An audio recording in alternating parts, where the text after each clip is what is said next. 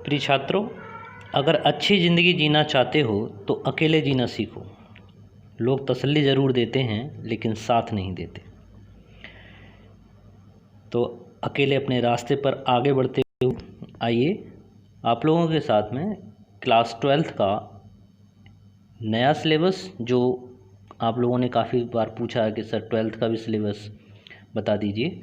ठीक है, तो एक प्रयास आज का ये वीडियो क्लास 12th का जो नया सिलेबस है, मतलब ये कि 30% जो हटाया गया है और 70% जो इस साल के लिए आप लोगों के लिए रखा गया है। आइए देखते हैं, स्टार्ट करते हैं जल्दी से उस वीडियो को जिसमें आपको अपने नए सिलेबस के बारे में जानकारी मिलती है। तो आपके सामने कोविड-19 महामारी के कारण शैक्षिक सत्र 2020-21 में विद्यालयों में समय से पठन पाठन का कार्य न हो पाने की स्थिति में सम्यक विचारोपरांत विषय विशेषज्ञों की समिति द्वारा निम्नवत 30% पाठ्यक्रम कम किए जाने की अनुशंसा की गई है। इकाई 1 में देखते हैं स्थिर वैद्युतिकी। ठीक है, स्थिर वैद्युतिकी में एक समान आवेशित पतले गोलीय खोल के भीतर और बाहर विद्युत क्षेत्र ज्ञात करना। ठीक है, ये हटा दिया गया है, इसको हटाने की अनुशंसा है। इकाई 2 में धारा विद्युत कार्बन के प्रतिरोधों के लिए कोड था, ये भी हटाया गया है। प्रतिरोधकों का श्रेणी और पार्श्व क्रम संयोजन। ठीक है, ये चूँकि 10th में भी दे रखे होते हैं प्रतिरोधों को श्रेणी क्रम में जोड़ना और समांतर क्रम में जोड़ना, तो इस तरीके के कॉन्सेप्ट इस बार इंटर में नहीं। इकाई 3 पे आते हैं विद्युत धारा का चुंबकीय प्रभाव और चुंबकत्व। ठीक है, इसमें क्या क्या है, क्या क्या हटाया गया है। चुंबकीय द्विध्रुव में क्षण चुंबक के कारण अक्ष के अनुदिश और अक्ष के अभिलंबित चुंबकीय क्षेत्र की तीव्रता। ठीक है, एक समान चुंबकीय क्षेत्र में चुंबकीय द्विध्रुव पर बलाघूर्ण चुंबकीय अवयव, अनुचुंबकीय, प्रतिचुंबकीय, लौ चुंबकीय पदार्थों का उदाहरण सहित ये सब हटा दिया गया। अभी ये काफ़ी इंपॉर्टेंट हुआ करता था क्योंकि थ्योरेटिकल पार्ट इसी पर बेस होता था। मैग्नेट में से मोस्टली अनुचुंबकीय, प्रतिचुंबकीय और लौ चुंबकीय में से पूछा जाता था। ठीक है, तो आपकी जानकारी के लिए बता देता हूँ, उस बार आपको तैयार नहीं करना। विद्युत चुंबक, ठीक, तथा इनकी तीव्रताओं को प्रभावित करने वाले कारक और स्थायी चुंबक, ये आपको इस साल नहीं पढ़ना है। इकाई 4 में आते हैं यूनिट 4 जो है आपकी विद्युत चुंबकीय प्रेरण तथा प्रत्यावर्ती धाराएं हैं। इसमें शक्ति गुणांक और वाटहीन धारा। देखिए पिछले सालों में ये दोनों पॉइंट, जो ये दोनों आर्टिकल हैं, ठीक है, ये दोनों ही आर्टिकल मोस्ट इम्पोर्टेंट माने जाते थे। ठीक है, इस साल चलो नहीं है। ठीक है, ओके। अच्छा, एक चीज़ और, कोई भी चैप्टर नहीं हटा है। ठीक है, केवल आर्टिकल हटाए गए हैं। जैसे आप लोग देख रहे हैं कि यूनिट में ये चैप्टर्स दे रखे होते हैं और चैप्टर्स में आर्टिकल्स होते हैं। ठीक है, तो ये आर्टिकल्स आपके हटे हैं, तो इन आर्टिकलों को हम लोग इस साल नहीं पढ़ेंगे।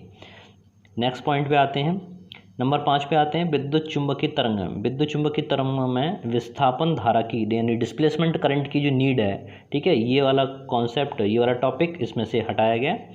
अगले वाले चैप्टर पे, अगले वाले पृष्ठ पर आते हैं खंड खा में। देखिए जैसे आप सभी जानते हो कि जो भौतिक विज्ञान कक्षा 11 या कक्षा 12 के लिए कहा जाए तो उसमें 2 खंड होते हैं। ठीक है, खंड का और खंड खा।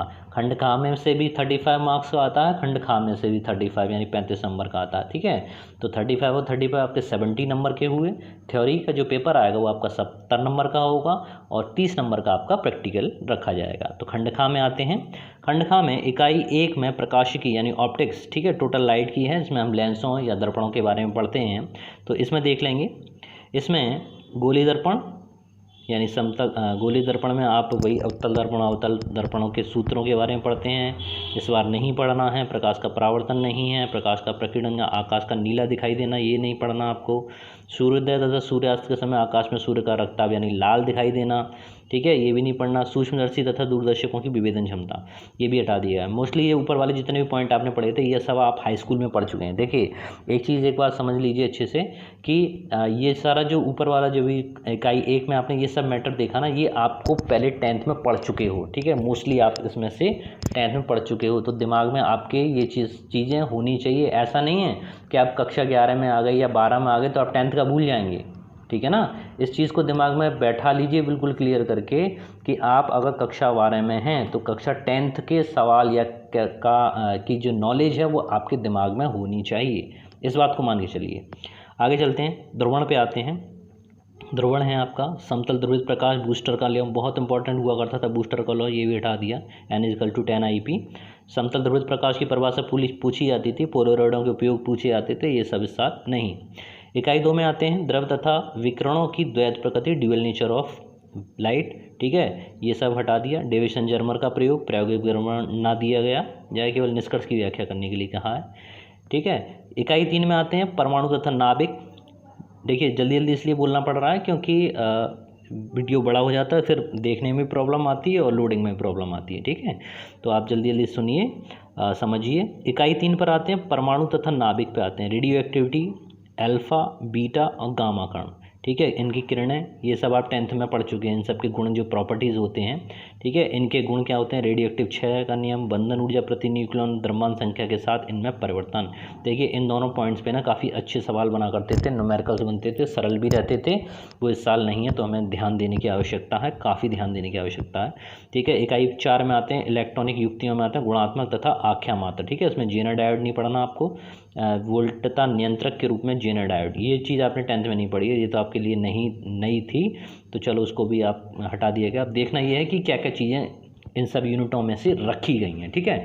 तो उससे पहले पाठ्यक्रम से हटाए गए प्रयोग और दे रखे हैं, उनको देख लीजिए। ये प्रैक्टिकल्स हैं, ठीक है, ये प्रैक्टिकल्स आपके प्रयोग से हटा दिए गए हैं, तो इनको समझना बहुत ज़रूरी। पहले वाले पे देखते हैं, चल सूक्ष्मदर्शी द्वारा, सूक्ष्मदर्शी के द्वारा कांच के गुटके का अपवर्तनांक ज्ञात करना, एन ज्ञात करते थे, ठीक है, या म्यू कह लीजिए, ठीक है, म्यू और एन से दोनों को अपवर्तनांक को दिखाया जाता है। तो ये वाला प्रैक्टिकल ख़त्म। दूसरे पे आइए भाई, समतल दर्पण तथा उत्तल लेंस द्वारा किसी द्रव का अपवर्तनांक, ये भी काफ़ी बच्चे किया करते थे, सरल हुआ करता था, ये भी प्रैक्टिकल आपका फिनिश है। अवतल दर्पण के लिए यू तथा वी के मानों का मान ज्ञात करके उनके अवतल दर्पण की फोकस दूरी ज्ञात करना, वही 1/f = 1/u + 1/v, ठीक है, उसकी फोकस दूरी ज्ञात करते थे, प्रैक्टिकली करके देखते थे उस चीज़ को। खैर ये भी हटा, ठीक है। अमीकरण तथा वोल्टमीटर, ओम के नियम का सत्यापन हटा दिया भाई। तार के पदार्थ का विशिष्ट प्रतिरोध ज्ञात यानी रो का मान ज्ञात करना हुआ करता था, ठीक है, वो भी हटा दिया है। उत्तल लेंस का उपयोग करके उत्तल दर्पण की फोकस दूरी ज्ञात करना, यू तथा वी के मान के बीच ग्राफ खींचकर उत्तल लेंस की फोकस दूरी ज्ञात करना। 7वां पॉइंट, उत्तल लेंस का उपयोग करके अवतल लेंस की फोकस दूरी ज्ञात करना। प्रिज्म वाला भी हटा दिया, प्रिज्म के लिए आपतन कोण और विचलन कोण के बीच ग्राफ खींचकर न्यूनतम विचलन कोण ज्ञात करना, प्रिज्म के पदार्थ का अपवर्तनांक ज्ञात करना, रिमूव इट, ठीक है। वोल्टमीटर तथा प्रतिरोध बॉक्सी साथ सेल का आंतरिक प्रतिरोध, काफ़ी प्रैक्टिकल हटा दिए हैं। अब देखना ये कि कौन कौन से प्रैक्टिकल रखे गए हैं। आगे बढ़ते हैं, खंड खा में देख लीजिए। खंड खा में विस्थापन विधि भी आपकी गायब है। विस्थापन विधि द्वारा उत्तल लेंस की फोकस दूरी ज्ञात करना, ये भी प्रैक्टिकल खत्म। तारामापी वाला खत्म। वांछित परिसर मीटर बनाना। पीएन संधि डायोड अवलक्षणीय वक्र भी खत्म कर दिए साहब। जेनर डायोड नहीं है, जेनर डायोड के अवलक्षणीय वक्र की सहायता से उत्क्रम वोल्टेज का ज्ञात करना नहीं है, ठीक है। पीएन के जो हम अवलक्षणीय वक्र खींचते थे उनके मान ज्ञात करते थे, वोल्टेज गेन प्राप्त करते थे, वो भी नहीं है, ठीक है। अब जल्दी से देखिए कि क्या क्या अवेलेबल है। मोस्टली तो मुझे देखना ये है कि प्रैक्टिकल में क्या क्या दे रखा, काफ़ी चीज़ें प्रैक्टिकल वाली हटा दी। चलिए अगले पॉइंट पे आते हैं। अब ये देखना है कि अब क्या क्या चीज़ें हैं, ठीक है। 70% कौन सा सिलेबस है, तो ये रहा आपके सामने अंकों का वर्गीकरण, ठीक है। उपयुक्त के अनुक्रम में 70% का पाठ्यक्रम निम्नवत है। इसमें 70 अंकों का एक प्रश्न तथा 30 अंकों का प्रयोगात्मक, जो मैंने आपको बताया था, ठीक है। न्यूनतम अंक 23 + 10 का मतलब 70 में से 23 चाहिए आपको पास होने के लिए, 30 में से 10 मिलने चाहिए, यानी टोटल 33, ठीक है। खंड का की बात कर रहे हैं, स्थिर वैद्युत 3 से 8 अंक का आएगा। धारा विद्युत आपके 7 अंक की कह रही है। धारा का चुंबकीय प्रभाव 8 अंक, और विद्युत चुंबकीय प्रेरण प्रत्यावर्ती धारा 8 अंक, विद्युत चुंबकीय तरंगें 4 अंक। टोटल कर लीजिए सबका कितना आएगा, 35 अंक, ठीक है। 35 अंक का आपका खंड खा में देखें। खंड खा में देखते हैं तो 13 अंक पहली वाली यूनिट से, प्रकाश की जो लाइट वाली है आपकी पहली वाली यूनिट कवर कर रही है। द्वैत प्रकृति 6 नंबर, परमाणु तथा नाभिक 8 नंबर, इलेक्ट्रॉनिक युक्तियाँ 8 नंबर। टोटल ये भी आपका 35 कितने हो जाएगा आपका 70 नंबर। 70 नंबर की आपकी थ्योरी, ठीक है। तो 70 नंबर की थ्योरी में इकाई 1 में देख लो क्या क्या है। जो बच्चे पढ़ रहे हैं उनके लिए बहुत अच्छा है। मेरे वाले वीडियोस जो आप लोग देख रहे हैं, काफ़ी बच्चे संख्या में देख रहे हैं, कमेंट भी करते हैं, ठीक है, बहुत अच्छी बात है। लेकिन अभी भी हम लोग जागरूक नहीं हैं, ठीक है। मैं बहुत निराश हूँ आप लोगों से कि जो ख़ास तौर से इंटर में बच्चे हैं वो तक वीडियो को नहीं देख रहे हैं, ठीक है। उनके कमेंट नहीं आते। 50 में से केवल 10 बच्चे कमेंट कर रहे हैं, इसका मतलब 40 बच्चे देख ही नहीं रहे हैं, ठीक है। चलिए हमारा काम आपको समझाना है, ना समझें आप तो क्या किया जाए। यूनिट 1 पे आते हैं। इकाई 1 स्थिर वैद्युतिकी में देखें, स्थिर वैद्युतिकी में विद्युत आवेश है, आवेश का संरक्षण का नियम रखा गया है, ठीक है। आवेश का संरक्षण का नियम, कूलाम नियम, दो बिंदु आवेशों के बीच बल, बहुल आवेशों के बीच यानी कूलाम का नियम, अध्यारोपण से स्वतंत्र आवेश, कंटिन्यूस पिछली साल की तरह ही। विद्युत क्षेत्र है, विद्युत के कारण वैद्युत क्षेत्र, वैद्युत बल रेखाएं, वैद्युत ध्रुव के कारण वैद्युत क्षेत्र, ठीक है। इसमें दोनों ही कॉन्सेप्ट आ जाएंगे, ध्रुव के कारण अक्षीय और निरक्षीय स्थिति वाले दोनों कॉन्सेप्ट इसमें कवर कर लिए जाएंगे।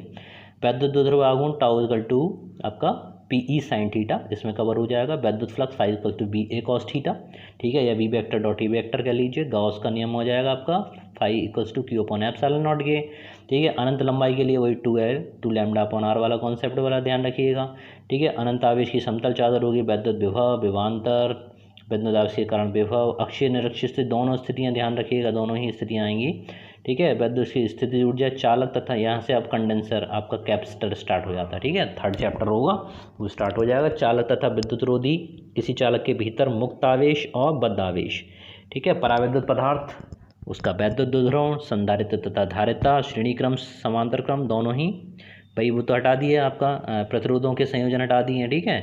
पट्टिकाओं के बीच पराविद्युत माध्यम होने या ना होने पर समांतर धारिता का सूत्र वही है, C equals to epsilon not के A अपॉन D। इसी तरह से अगर बात करते हैं बीच में अगर प्लेट रख देते हैं तो C equals to epsilon not A upon D minus T plus T upon K वाला डेरिवेशन, ठीक है। तो मैंने फॉर्मूला इसलिए बता रहा हूँ जिससे आपको दिमाग में रहे, तो ये वाला डेरिवेशन भी इसमें कवर हो जाएगा। तो इस तरह से पहली यूनिट आपकी ये कंप्लीट है। इकाई 2 में देखते हैं। इकाई 2 कह रही है कि धारा विद्युत में विद्युत धारा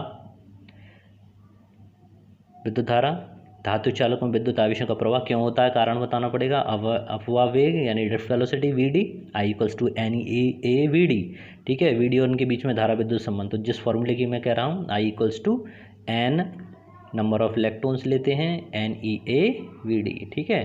तो ये वाला फॉर्मूला डेरिवेशन जरूर देख लीजिएगा। ओम का नियम, विद्युत धारा अभिलाक्षणिक वक्र, विद्युत ऊर्जा शक्ति, विद्युत प्रतिरोधकता, चालकता, प्रतिरोध का ताप निर्भरता, तो ये सब इकाई 2 में। इकाई 2 के बाद सेलों का आंतरिक प्रतिरोध, ठीक है। इसके ऊपर वीडियो भी मैंने काफ़ी अच्छे बना के दिखा रखे हैं, ठीक है। सेलों का आंतरिक प्रतिरोध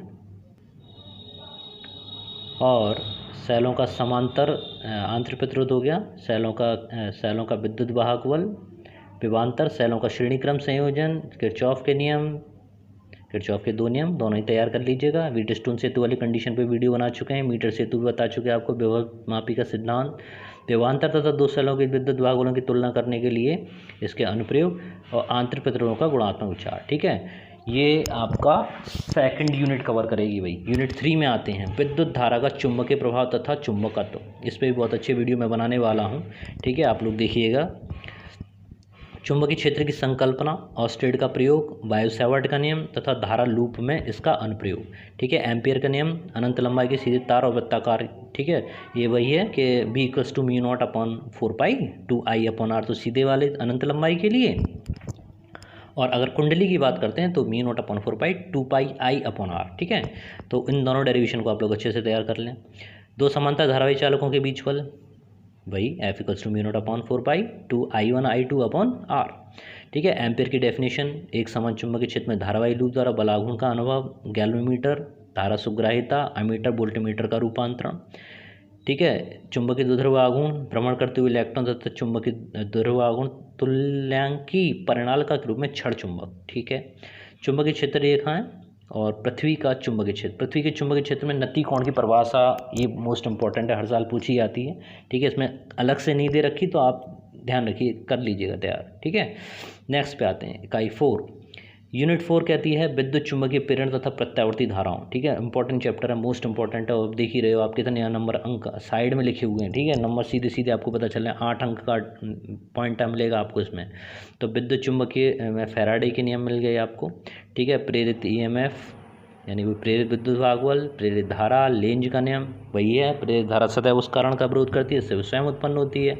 पावर धारा, फोको करंट्स मिलेंगे आपको, स्वप्रेरण की घटना, अन्योन प्रेरण, प्रत्यावर्ती धारा यानी AC आएगा, और AC में तो आपको LCR, ठीक है। LCR सर्किट पूरी अच्छे से तैयार कर लीजिएगा भाई, मोस्ट इंपॉर्टेंट है, और सेल्फ सिलेबस भी कम है, तो इसको तो छोड़ना ही नहीं है बिल्कुल भी। नेक्स्ट पे आते हैं, अगला देखिए, यूनिट 5 में विद्युत चुंबकीय तरंगें में विद्युत चुंबकीय तरंगें दे रखी हैं, उनका अभिक्रम अभिलक्षण आ जाएगा, ठीक है। उसमें स्पेक्ट्रम पढ़ लीजिएगा कि किसके बाद में कौन कौन सा आता है। विद्युत चुम्बकीय तरंगों की अनुप्रस्थ प्रकृति, विद्युत चुम्बकीय स्पेक्ट्रम में रेडियो तरंगें सूक्ष्म से अवयव हैं, ठीक है, स्पेक्ट्रम के। तो इन सब की तरंग दैर्घ्य, आवृत्ति और इनके मान पूछे जाते हैं, ठीक है। इनके मौलिक तथ्य वही आ जाएंगे, इन दोनों चीज़ें उसमें शामिल हो जाएंगी। नेक्स्ट पे आते हैं 13 अंकों की यूनिट इकाई 1, ठीक है। काफ़ी हटा दिया गया, अब देखें क्या क्या इसमें बचा है वो देख लीजिए। प्रकाश का अपवर्तन है, पूर्ण आंतरिक परावर्तन, इसके अनुप्रयोग, प्रकाश तंतु यानी ऑप्टिकल फाइबर। गोलीय पृष्ठों पर अपवर्तन के सूत्र में सभी आ जाएगा, n/v - 1/u = n-1/r, ठीक है। लेंसों के लिए सूत्र निकाल लीजिए, 1/f = n-1, 1/r1 - 1/r2 lens maker सूत्र, ठीक है। आवर्धन क्षमता m की वैल्यू निकालनी है। लेंस की शक्ति, दो लेंस परस्पर संयोजन में रखे हैं, 1/f = 1/f1 + 1/f2, ठीक है। तो ये सब डेरिवेशन में फॉर्मूले इसलिए बता रहा हूँ कि आप श्योर हो जाएं कि ये चीज़ इससे ही थी। जब भी कोई दिक्कत आए फ़ौरन वीडियो निकालिए, समझ लीजिए कि सर ने बताया था, ठीक है। लेंस और दर्पणों का संयोजन, प्रिज्म से होकर प्रकाश का अपवर्तन, अपवर्तन के सूत्र n = sin a + Δm/2 sin a/2, ठीक है। तो उस चीज़ को ध्यान रखिए। मानव नेत्र, प्रतिबिंब का बनना, समंजन क्षमता, लेंसों द्वारा दृष्टि का संशोधन, निकट दृष्टि दो, दूर दृष्टि दो, मोस्टली पूछा जाता है। चरा दृष्टि दो, अबिंदुकता। सूक्ष्मदर्शी, खगोल दूरदर्शी, परावर्ती और अपवर्ती तो मोस्ट इंपॉर्टेंट है, इनको तो कभी भी नहीं छोड़ा जा सकता। अब तो सिलेबस कम हो गया तो बिल्कुल ही मत छोड़ना। हाइगन्स का सिद्धांत, द्वितीयक तरंगांकों को सिद्धांत दिया जाता है, सेकेंडरी वेवलेट, ठीक है। तरंगागरों के उपयोग तथा समतल तरंगों का समतल पृष्ठों पर परावर्तन, दो ही पूछे जाते हैं, परावर्तन का है और एक अपवर्तन रहा हाइगन्स का, ठीक है। दोनों को तैयार कर लीजिए। यंग का डबल स्लिट एक्सपेरिमेंट, फ्रिंज चौड़ाई के लिए मोस्ट इंपॉर्टेंट, 100% सवाल आएगा इस पर, श्योर, 100% कह रहा हूँ, श्योर लिख लीजिए, ठीक है। तो आप इसको तो भूलना ही मत, W = d(λ/d), ठीक है। तो नेक्स्ट पे आइए, इकाई 2 पे आते हैं।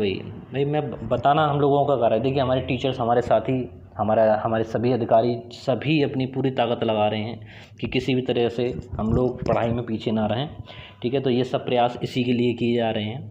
इकाई 2 में आते हैं, द्रव तथा विकिरणों के द्वैत प्रकृति। विकिरणों की द्वैत प्रकृति में फोटो इलेक्ट्रिक इफेक्ट, प्रकाश विद्युत प्रभाव, हर्ट्ज तथा लेनार्ड प्रेक्षण, आइंस्टीन का वैद्युत प्रकाश समीकरण, मोस्ट इंपॉर्टेंट, 100% सवाल आता है, ठीक है। इस बार भी आएगा। द्रव्य कणों के तरंगाग्र प्रकृति, डी ब्रोगली संबंध, मोस्ट इंपॉर्टेंट, डी ब्रोगली वाला तो, ठीक है।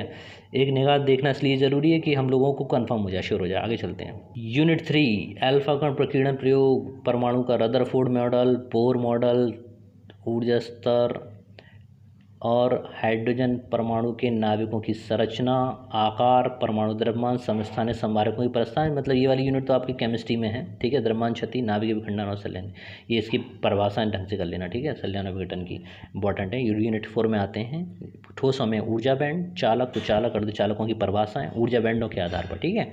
अर्धचालक डायोड के बीच में अवलाक्षणिक वर्ग, फोटो डायोड पूछा गया, सौर सेल, दृष्ट कार्य को देखिए काफ़ी कम कर दिया, एनपी हटा दिए, काफ़ी लेंथी हुआ करते थे, पर ये था कि एनपी में से एक आता था, ठीक है। दोनों ही हटा दिए, कोई दिक्कत नहीं है। अब देख लीजिए, अब इनमें से आपको कितने नंबर मिलेंगे, 8 नंबर मिलेंगे भाई, ठीक है, ध्यान रखिए। नेक्स्ट पे आते हैं, प्रैक्टिकल पे आ जाइए। प्रयोगात्मक परीक्षा का अंग विभाजन वही होता है दो तरीके से, इंटरनल और एक्सटर्नल, ठीक है। कोई भी 2 प्रयोग करने होंगे, 10 अंक होंगे, यानी एक प्रयोग 5 नंबर का, प्रयोग पर आधारित मौखिक होगी 15 नंबर, ये एक्सटर्नल सर के हाथ में होंगे। इंटरनल के लिए यानी हम लोगों के लिए प्रयोगात्मक रिकॉर्ड में 4 नंबर, प्रोजेक्ट कार आपका 8, सत्र कार आपका 3 नंबर, ठीक है। और जो 5 नंबर का डायवर्जन होगा, किस तरह से वर्गीकरण है उसका भी डिटेल दे रखा है, क्रियात्मक कौशल, प्रेक्षणों की संख्या, गणात्मक कौशल, चित्र वगैरह बनाए होंगे तो आपको ये चीज़ें मिलेंगी, ठीक है। अब देखिए प्रयोग सूची में खंड काम है, आगे चलते हैं कि कौन कौन से प्रयोग रखे गए हैं, क्लियर। प्रयोग बहुत कम कर दिए हैं, प्रयोगों की संख्या बहुत कम कर दी है। देखिए खंडकाम है, मीटर सेतु केवल दे रखा है। मीटर सेतु में जो करना है उसमें क्या करना है आपको, मीटर सेतु के द्वारा दिए गए तार का प्रतिरोध याद करना है, उसके पदार्थ का विशिष्ट प्रतिरोध याद करना है, ठीक है। मीटर सेतु द्वारा श्रेणी क्रम में और समांतर क्रम यानी 2 इसके हो जाते हैं, 2+1 3 प्रैक्टिकल आपके मीटर सेतु के हो गए। विभव मापी के द्वारा दिए गए प्राथमिक सेलों की विद्युत बाहुल्यों की तुलना करना, नहीं E1/E2, ठीक है। इन दोनों की कंपैरिजन करना, विभव मापी के हो गए, विभव में तो प्राथमिक सेल का आंतरिक प्रतिरोध r का मान याद करना हो गया, तो ये आपके ये मीटर सेतु का हो गया। विभव मापी के हो गए। धारामापी का प्रतिरोध तथा दक्षांक ज्ञात करना, धारामापी को वोल्ट मीटर में रूपांतरण करना। ठीक है, सेकंड 2 या 3 चालकों की प्रतिरोधकता मापन विभवांतर तथा धारा के बीच खींचे गए ग्राफ के आधार पर करना।